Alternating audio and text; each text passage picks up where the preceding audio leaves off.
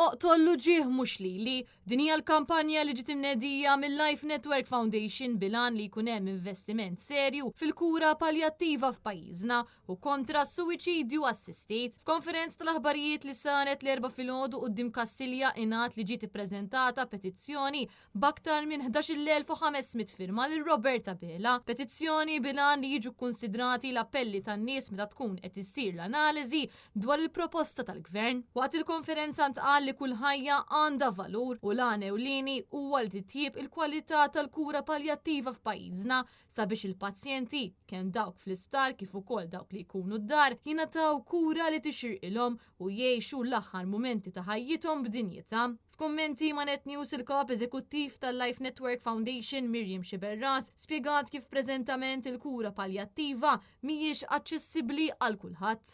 Aħna bħala kampanja ippruvajna naraw eżattament x'qiegħda tgħid il-proposta tal-Gvern u kif ukoll nitkellmu dwar is-siltiet minnha li huma inkwetanti. U fil-fatt il-proposta aħna lilna tinkwetana ħafna. Dan għaliex dak li huwa mwiet ma jista' jitwettaq bl-ebda mod. Dan għaliex illum għad għandna nuqqas kbir ta' mediċini li mhumiex jaslu ħdejn is-sodod tal-morda tagħna. Dan għaliex illum il-kura paljattiva mhijiex aċċessibbli mill kulħadd.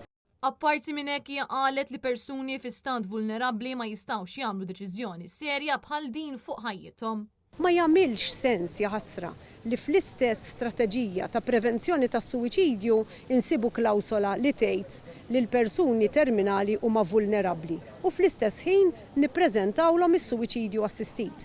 Il-messaġġ irid tkun wieħed u konsistenti. Il-ħajja ta' kull wieħed u waħda minna dejjem għandhom valur.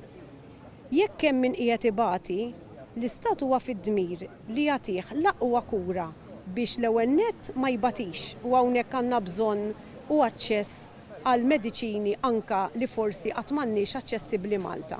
U iktar minn hekk, iktar teams li jkunu jistgħu ikopru iktar numru ta' nies ħalli jkun hawn aċċess għal dawn l-affarijiet. Din il-kampanja ġiet imnedija wkoll minn aspett ta' għarfien għaliex in-numru ta' safeguards li wieqed il-Gvern f'din il-proposta mhumiex possibbli, tant li f'pajjiżi oħra fejn daħlet l-eutanasja dawn is-safeguards spiċċaw waqgħu kollha. Ġie spjegat ukoll li fil-pajjiżi fejn hemm is-suwiċidju assistit dan spiċċa ingħata lil persuni b'mart kroniku kif ukoll lil persuni li għandhom id-dimensja u mart mentali fost affarijiet oħra. Kien għalhekk li matul din il-konferenza huma appellaw lill-Gvern ta' Roberta Bela sabiex jitgħallem minn dawn l-iżbalji qabel ma jkun tard wisq.